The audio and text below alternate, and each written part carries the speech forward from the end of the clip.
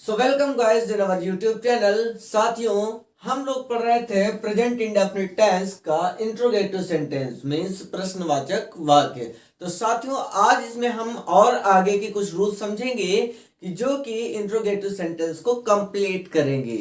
ठीक है दोस्तों, तो अगर आप चैनल पर नए हैं तो अभी चैनल को सब्सक्राइब कर लें और यार लाइक जरूर कर दो, जिससे कि हमें मोटिवेशन मिलता रहे कि वीडियोज को और अच्छे तरीके से मैं आपको प्रोवाइड करवाता रहूं। और जो आपका बेल आइकन है उसे ऑल पे सेट कर लो, जिससे कि हमारा नोटिफिकेशन आपको जस्ट पहुंचे। तो आइए शुरू करते हैं। तो दोस्तों, ये रहे हमारे रूल्स कि किस तरीके से हम इसको कंप्लीट करेंगे। जैसे नियम नंबर 4 है, इससे पहले 3 रूल्स हम लोगों ने पढ़ रखे हैं। तो वो जो 3 रूल्स हैं आपके ना, वो आपको डिस्क्रिप्शन में मिल जाएंगे, परेशान मत होइए, ठीक है ना। आप डिस्क्रिप्शन बॉक्स चेक करिए, वहां पर आपको वो वीडियोस के लिंक मिल जाएंगे और 1 बाय 1 करके उनको देखिए, उनकी नोट्स बनाइए, तो सारी चीजें आपको समझ में आ जाएंगी। तो बिल्कुल घबराने की जरूरत नहीं है। तो चलिए देखते हैं कि कितना, कितने, कौन सा के साथ उनसे संबंधित नाउन्स भी आते हैं। मतलब ऐसे प्रश्न जिसमें ये पूछे जाए कि कितना, मतलब आपके पास कितना रुपए है कि नहीं, आप कितना पढ़े हैं, है कि नहीं, इस तरीके से। और कितने, उसके पास कितने फ्रेंड्स हैं, है ना, उसके पास कितने फ्रेंड्स हैं, कितने रूम्स हैं, उसके पास कितने घर हैं। तो ऐसे प्रश्न अगर पूछे जाते हैं, इस तरीके से प्रश्न पूछे जाते हैं, तो उनके साथ में नाउंस जरूर ऐड रहता है, ठीक है ना। वो हम एग्जांपल्स में समझेंगे। इसी को इंग्लिश में समझ लेते हैं। How many, how much, which along with their related nouns also come, मतलब इनके साथ में नाउन जरूर दिया होता है। जैसे आओ एग्जांपल्स के माध्यम से भी समझेंगे, ठीक है। तो सबसे पहले हम क्या करें, स्ट्रक्चर समझ लेते हैं, है ना। तो ये तो लॉन्ग फॉर्म हो गया, लेकिन इसका स्ट्रक्चर एक शॉर्ट फॉर्म है जिसके तहत हम इसको कंप्लीट करते हैं, ठीक है। जैसे हाउ मेनी, हाउ मच, विच, इनमें से जो भी आएगा वो हम पहले लिखेंगे, इसके जस्ट बाद हम नाउन लिखेंगे, फिर इसके बाद डू या डज में से जो भी हेल्पिंग वर्ब लगती है वो हम लगाएंगे। और आपको तो पता ही है कि ये हेल्पिंग वर्ब हमेशा सब्जेक्ट के अनुसार लगती है, मतलब जैसा आपका सब्जेक्ट होगा उसके हिसाब से ये डू डज लगता है, ठीक है ना। इसके बाद क्या होता है, वर्ब की फर्स्ट फॉर्म और देन आपका लिखा जाता है ऑब्जेक्ट। क्लियर है साथियों। तो चलिए एग्जाम्पल्स भी देख लेते हैं। तो फर्स्ट एग्जाम्पल है, तुम प्रतिदिन कितने रुपए खर्च करते हो। तुम प्रतिदिन कितने रुपए खर्च करते हो। तो कितने रुपए का क्या हो जाएगा, हाउ मेनी रुपीज, हो जाएगा कि नहीं हो जाएगा। मतलब हाउ मेनी इसमें से ये ले लिया और नाउन आपका क्या हो गया, रुपीज हो गया। देन आपका डू लगेगा कि डज, ये कब आपको पता चलेगा, जब आपको सब्जेक्ट मालूम होगा। सॉरी, यहां पर सब्जेक्ट मैंने नहीं लिखा है, तो यहां डू डज के बाद क्या लिख लीजिएगा, सब्जेक्ट, और देन आपकी क्या हो जाएगी, फिर आपकी वर्ब लिखी जाएगी। तो सब्जेक्ट आपका क्या है यहाँ पर, तुम, है ना। तो तुमको क्या बोलते हैं, यू। और आप मुझे बताइए कि आई, वी, यू, दे के साथ जो भी प्लूरल नंबर भी था उसके साथ, तो इनके साथ क्या लगाते हैं, तो इनके साथ डू लगाते हैं ना। तो इस वजह से हम यहाँ पर डू का यूज करेंगे, तो हो जाएगा डू, और इसके बाद आपका सब्जेक्ट लिखा जाएगा, वो हो जाएगा यू। अब आ जाएगा आपके वर्ब की फर्स्ट फॉर्म। अब वर्ब की फर्स्ट फॉर्म मतलब क्या, खर्च करना। और खर्च करना को क्या बोलते हैं, तो खर्च करना को स्पेंड बोलते हैं ना। तो हम लिख देंगे यहां पे स्पेंड। और क्या बचा, प्रतिदिन, कितना रुपए प्रतिदिन खर्च करते हैं। तो how many rupees do you spend daily. Daily, और जैसे ही आपका वाक्य कंप्लीट होता है तुरंत ही आप क्या लगा देंगे, तो क्वेश्चन मार्क लगा देंगे। तो आई होप दोस्तों आपको समझ में आ गया होगा, है कि नहीं। और अगर समझ में आ गया हो तो लाइक करो, मुझे भी समझ में आया ना कि आपको समझ में आया कि नहीं आया, ठीक है ना। चलिए फिर दूसरा वाला एग्जांपल देख लेते हैं कि उसकी बहन कौन सी किताब पढ़ती है। उसकी बहन कौन सी किताब पढ़ती है, तो कौन सी का पहले लिखेंगे, तो कौन सी को इंग्लिश में क्या बोलते हैं, विच बोलते हैं। तो आप सबसे पहले क्या लिखेंगे, विच लिखेंगे, और इसके बाद संबंधित नाउन। अभी नाउन क्या है इसके साथ, किताब, कौन सी किताब, है कि नहीं। तो कौन सी किताब हो, किताब को क्या बोलते हैं, तो बुक बोलते हैं। तो विच बुक, इसके बाद डू लगाए डज, ये कैसे संभव हो पाएगा जब हम सब्जेक्ट के बारे में जानेंगे। तो सब्जेक्ट क्या है, उसकी बहन है कि नहीं, उसकी बहन मीन्स एक ही तो बहन है, मतलब सिंगुलर है ना, सिंगुलर सब्जेक्ट है और सिंगुलर सब्जेक्ट के साथ डज का यूज करते हैं। तो यहां हो जाएगा विच बुक डज, और इसके बाद क्या हो जाएगा सब्जेक्ट, और सब्जेक्ट क्या, उसकी बहन, तो क्या हो जाएगा his sister, his sister, SISTER, his sister.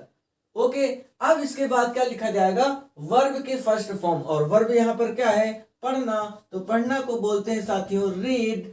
अब आपका सेंटेंस कंप्लीट हुआ, और जैसे ही कंप्लीट हो जाए वहां पर आप क्या लगा देंगे, क्वेश्चन मार्क। तो साथियों समझ में आया आपको, और अगर आपको कहीं पर डाउट भी होता है, नहीं समझ में आता है, तो आपका कमेंट बॉक्स खाली है ना, उसे भर दो, ठीक है ना, उसमें आप कमेंट करो और पूछो, ठीक है। चलिए और नेक्स्ट की ओर जानकारी लेते हैं। दोस्तों ये रहा आपका नेक्स्ट रूल्स, और नेक्स्ट रूल्स क्या बोलता है कि यदि प्रश्न सूचक शब्द, यदि प्रश्न सूचक शब्द कौन, कौन सा प्रश्न सूचक शब्द है, तो वो है कौन, ही कर्ता का कार्य कर रहा हो, तो पहले प्रश्न सूचक शब्द की अंग्रेजी फिर वर्ब की फर्स्ट फॉर्म को लगाते हैं। ठीक है दोस्तों, अगर मान लिया सब्जेक्ट ही नहीं है लेकिन सब्जेक्ट का काम कौन शब्द कर रहा हो, कौन शब्द ही कर रहा हो, तो हम क्या करेंगे कि सबसे पहले आपको प्रश्न सूचक शब्द की अंग्रेजी लिख देनी होगी, फिर आप वर्ब की फर्स्ट फॉर्म लगाएंगे, और देन आपका अगर ऑब्जेक्ट होगा तो ऑब्जेक्ट लगा देंगे। इसे हम स्ट्रक्चर से भी समझ सकते हैं। सबसे पहले आप हु लिखेंगे, फिर वर्ब लगाएंगे, उसमें ऐसे या जो भी लगता है वो लगा देंगे, देन आपका ऑब्जेक्ट होगा। सेंटेंस कंप्लीट हो जाने के बाद आप क्वेश्चन मार्क जरूर लगाएंगे, ठीक है। आइए एग्जांपल्स देखते हैं। ओ सॉरी, पहले हम इसको इंग्लिश में भी समझ लेते हैं, कुछ लोग इंग्लिश वाले हैं ना। चलिए देखते हैं यहाँ पे क्या है, if the question indicator word who is doing the work of the subject, अगर ये जो क्वेश्चन वर्ड हु है और क्या है इंडिकेटर है ना, इंडिकेटर ही तो है इंडिकेटर वर्ड ना, तो अगर ये सब्जेक्ट का कार्य कर रहा है तो then first the English of question indicator word is written, तो सबसे पहले जो क्वेश्चन इंडिकेटर वर्ड है उसे हम लिखेंगे the put the first form of the verb, और इसके बाद हम वर्ब के फर्स्ट फॉर्म लिखेंगे। That's clear. तो अब एग्जांपल पे चलते हैं। एग्जाम्पल क्या बोलता है, तुम्हारी बहन को कौन पढ़ाता है, तुम्हारी बहन को कौन पढ़ाता है, तो सबसे पहले हम क्या लिखेंगे, कौन पढ़ाना। अच्छा इसमें सब्जेक्ट ही तो नहीं है, कौन पढ़ाता है, सब्जेक्ट कहाँ है ही नहीं, तो इसी वजह से इसी को ही हम सब्जेक्ट मान लेते हैं, ये हो जाएगा हु। अब इसके बाद लिखना है आपको वर्ब, इसमें से हु लिख लिया, अब लिखना है आपको वर्ब, और वर्ब क्या है, पढ़ाना। तो पढ़ाना को क्या बोलते हैं, तो टीच बोलते हैं ना, TEACH। अब यहाँ पर ES लगा देंगे, ठीक है ना, तो हो जाएगा टीचर्स, क्योंकि जहां पर भी CH होता है उसके साथ हम ES लगा सकते हैं। अब यहाँ पर जो सब्जेक्ट की बात है, तो सब्जेक्ट है ही नहीं, कर्ता है ही नहीं, तो फिर कर्ता अब सिंगुलर है या फिर प्लूरल है, एक वचन है या बहुवचन है, क्या है हमें मालूम नहीं है ना। तो यहाँ के हिसाब से हम लगाएंगे, जैसे कि अगर CH है, मतलब जो रूल्स आपको मैंने अफर्मेटिव में बताए थे उसी रूल्स के हिसाब से आपको लगाना है। मतलब अगर जिस भी वर्ब के लास्ट में OX CH SS SS CH आता है तो आप ES लगाएंगे, और नहीं तो नॉर्मली S लगा देंगे, है ना। तो वही रूल्स यहाँ पर हम फॉलो करेंगे। तो ये हो जाएगा हु टीचेज, और किसे, तुम्हारी बहन को, तो हो जाएगा योर सिस्टर, योर सिस्टर। और आपका जैसे ही सेंटेंस कंप्लीट होता है तो आप यहाँ पर क्वेश्चन मार्क लगा देंगे, ठीक है ना। और हाँ, तुम्हारी को तो योर बोलते हैं, ये तो आपको लर्न ही होगा, है कि नहीं, तो इस वजह से हो जाएगा who teaches your sister question mark. तो चलिए दूसरा एग्जांपल भी समझ लेते हैं। दूसरा है उसे कौन मारता है, उसे कौन मारता है, हिम्मत तो किसी की मार जाए, है ना, आपके रहते हुए। चलो देखते हैं, तो कौन को क्या हो जाएगा, हु हो जाएगा, ठीक है। अब इसके बाद मारना को क्या बोलते हैं, मारना, अरे किल कर देंगे यार उसे, है कि नहीं, मार देंगे उसे, तो यहाँ हो जाएगा किल, ठीक है, ये हो गया किल। अब किल में आप जानते हो कि इसके साथ जो मैंने अभी वर्ड आपको बताया वो तो थे नहीं, इसी वजह से यहाँ पर क्या हो जाएगा, एस हो जाएगा। मतलब वर्ब के लास्ट में ना तो ओ है, ना तो एक्स है, ना तो सी एच है, ना तो जेड है, और ना ही एस एच है।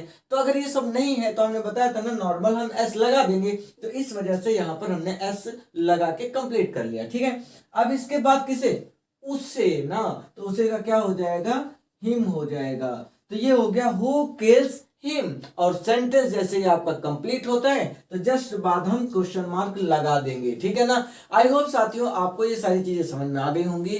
तो अगर आपको प्रेजेंट इंडेफिनिट टेंस बिल्कुल क्लियर हो गया हो तो साथियों इसकी नोट्स वैसे जरूर बना लेना, और इससे संबंधित सारे एग्जांपल्स आप सॉल्व कर लेना। हम आपको एग्जांपल्स की भी सीरीज आपको प्रोवाइड करवाएंगे, तो लगातार बने रहे आप मौर्या ए टू जेड चैनल के साथ, और वीडियो को बैक टू बैक देखते रहें, क्योंकि अगर एक एक वीडियो को छोड़ छोड़ देखेंगे तो चीजें समझ में नहीं आएंगी, क्योंकि हर चीज एक ना एक दूसरे से जुड़ा होता है। जैसे कि कोई भी माला होती है तो एक एक मोतियों से जुड़ी होती है, और अगर एक को मिस कर दिया जाए तो वो माला अच्छी नहीं लगेगी ना, क्योंकि वो समझ में नहीं आएगी। तो ऐसे ही आपके सारे वीडियोज है, तो 1 बाय 1 करके आप देखिए, और सारे लिंक आपको डिस्क्रिप्शन में हम आपको दे देंगे, या फिर आप प्लेलिस्ट में जाकर भी देख सकते हैं। ओनली टेंस नाम से उसका प्लेलिस्ट है, वहां पर जाइए, आप 1 बाय 1 वीडियो देखिए, उसका नोट्स बनाइए और अच्छे से पढ़िए।